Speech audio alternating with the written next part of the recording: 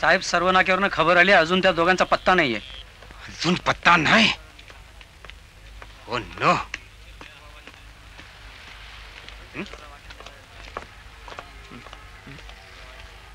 अकोबा महादेव भुजबळ हाजीर हो.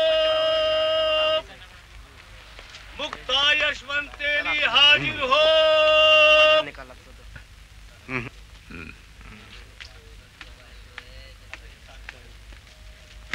मुक्ता यशवंतेली हाजिर हो.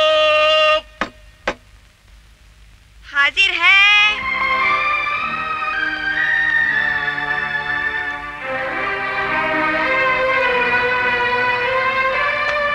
इन्स्पेक्टर, यांना कोणत्या गुन्ह्याखाली अटक केली? यांना अटक केलेली नाहीये. मग मी सांगते जज साहेब.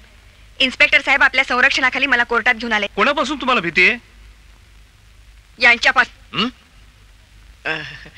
ते तर पोलीस ऑफिसर आहेत. होय, याच कायद्याच्या रक्षकांपासून. तुम्हाला जे काय सांगायचं असेल ते स्पष्टपणे सांगा. या आकोबाने बळीला चौगुल्याच्या केसमध्ये फसवून जीवे मारण्यासाठी या इन्स्पेक्टर मान्याला पैसे देऊ केले. त्याच रात्री आकोबाचा मुलगा बाजीराव, कृष्णा पाटील आणि इतर गुंड माझ्या घरी माझी आबरू लुटण्यासाठी घुसले. विमलने आपला जीव धोक्यात घालून माझ्या आबरूचं रक्षण केलं. बिथरलेल्या बाजीरावाने इतर गुंडांसह तिच्यावर पाशवी बलात्कार केला आणि तिला जीवे मारली. इन्स्पेक्टर मान्यांच्या तावडीतून निसटून बळी जेव्हा घरी आले तेव्हा त्यांना सगळी खरी हकीकत कळली. त्यांनी सर्व दुष्टांचा नायनाट केला. बाजीराव मेला या बातमीने वेड्या पिशा झालेल्या आकोबानी आम्हाला जिवंत मारण्यासाठी आम्हाला कोंडून घातलं आणि आमच्या घराला चारी बाजूने आग लावली. बेशुद्ध पडलेल्या मला खांद्यावर घेऊन बळी घराची भिंत फोडून घराबाहेर पडले. ही खबर आकोबाला समजताच इतर गुंडांसह तो त्यांचा पाठलाग करायला लागला. इन्स्पेक्टर माने तर बळीच्या पाठी होतेच. त्या दोघांची भेट झाली. भुकेल्या लांडग्यासारखे ते दोघेही आमच्या पाठी लागले. जंगलातून दऱ्याखोऱ्यातून बळी मला घेऊन पळत होते. शेवटी थकल्या भागलेल्या बळींनी मला शुद्धीवर आणण्यासाठी म्हणून एका गेस्ट हाऊस मध्ये नेलं. बिचारा माळ्याने आम्हाला रात्रीपुरता आसरा दिला. कसं बसं करून त्या दोघांनी मला शुद्धीवर आणलं. मी शुद्धीवर आले तेव्हा मला समजलं की ज्याच्यासाठी मी या लांडग्यांच्या दुनियेत जगत होते ते माझं बाळ मेलंय.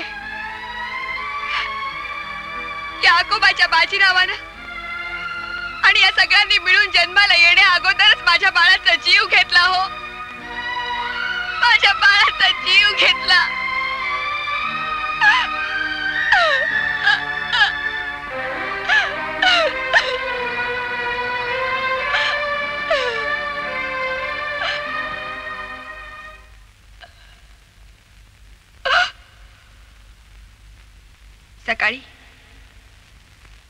सकाळी माळीबू आले. त्यांनी सांगितलं की कुणी एक मोठे पोलीस ऑफिसर तिथे राहायला आलेत. त्यांनी मी तुमची सर्व हकीकत सांगितली आहे. ते तुम्हाला नक्कीच मदत करतील. बळी पोलिसांसमोर जाणं शक्यच नव्हतं. शेवटी केवळ नाईलाजास्तव मी त्यांच्याकडे गेले. Yes, come in. सोफ्यावर बसा.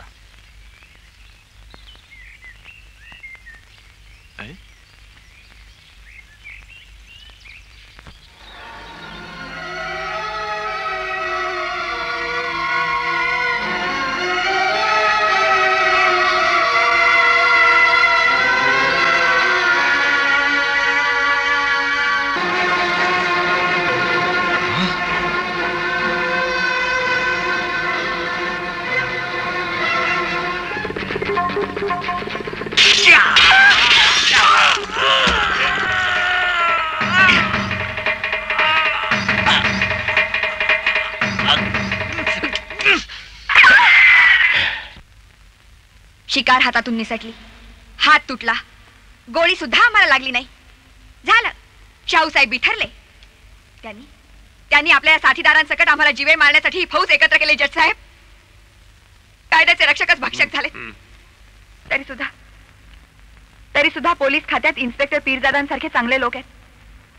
आज त्यांच्यामुळेच मी माझी कैफियत तुमच्या समोर मांडू शकले. जज साहेब,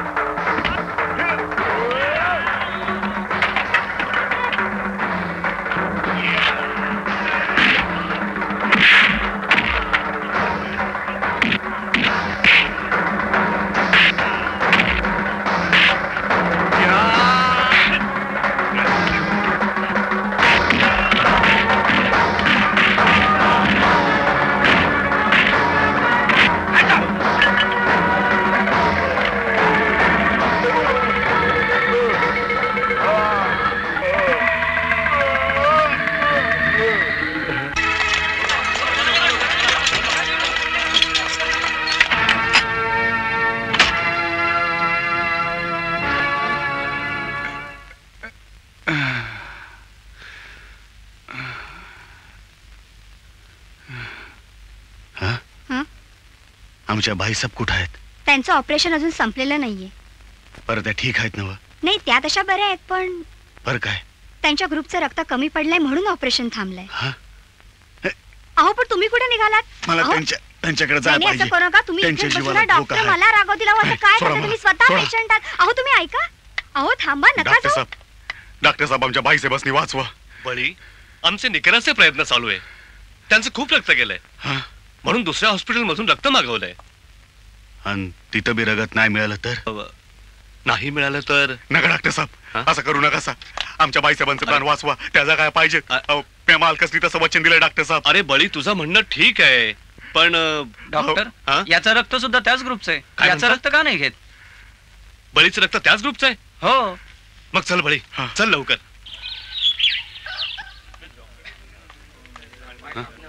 डॉक्टर साहेब, बाईसाहेब शुद्धीवर कवा येणार?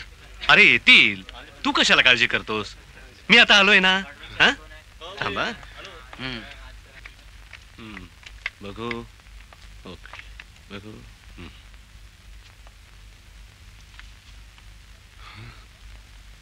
Nurse, yes sir. Injection. Yes sir.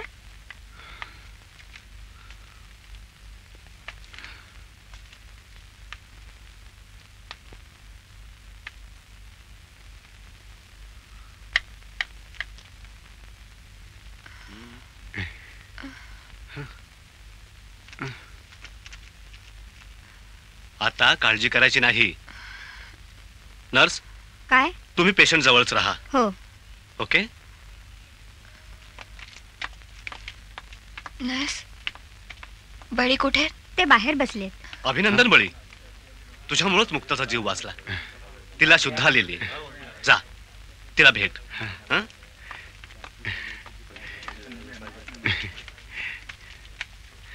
बळी, मुक्ता तुम्हाला आत बोलवत आहेत.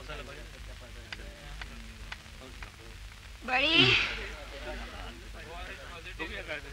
बळी, बळी, तुम्ही येताय आत की मी येऊ बाहेर? नको जी, मी येतो आतमध्ये.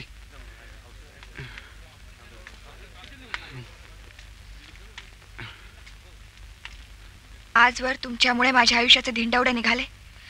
तेवढे कमी. काय झालं बाईसाहेब? तुम्ही कोण आहात ते माहिती असून सुद्धा तुम्ही मला रक्त दिलं. अहो, तरी मी देतच नव्हतो. पर समध्याने कांगावा केला की रगत नाही दिलं तर बाईसाहेब मरते. मी मेले असते तरी चाललं असतं.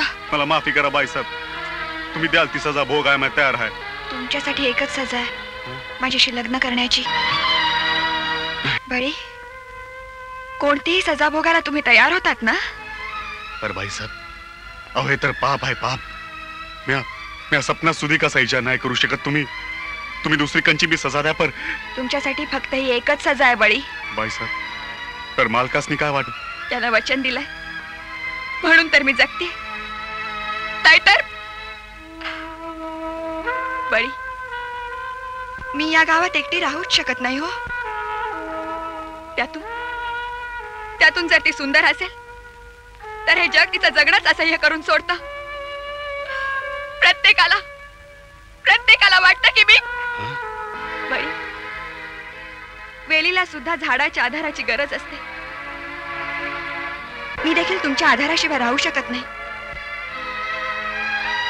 तुमच्यासारख्या बलवान पुरुषाचा आधार मला हवाय बळी. अहो पर म्या तुम्हासनी काय आधार देणार? म्या तर बळी, तुम्हाला आठवत आहे ज्या दिवशी चौगुलाने माझ्या पदराला हात घातला त्याच रात्री तुम्ही त्याचा हात तोडून आलात. माझा हात धरणाऱ्या पोलीस ऑफिसरचा हात तुम्ही एका झटक्यात तोडून टाकलात. माझं रक्षण करण्याची तुमच्यात शक्ती आहे बळी. म्हणूनच मरताना तुमच्या मालकाने तुमच्याकडून एक वचन घेतलं होतं. आठवा त्यांचे ते शब्द.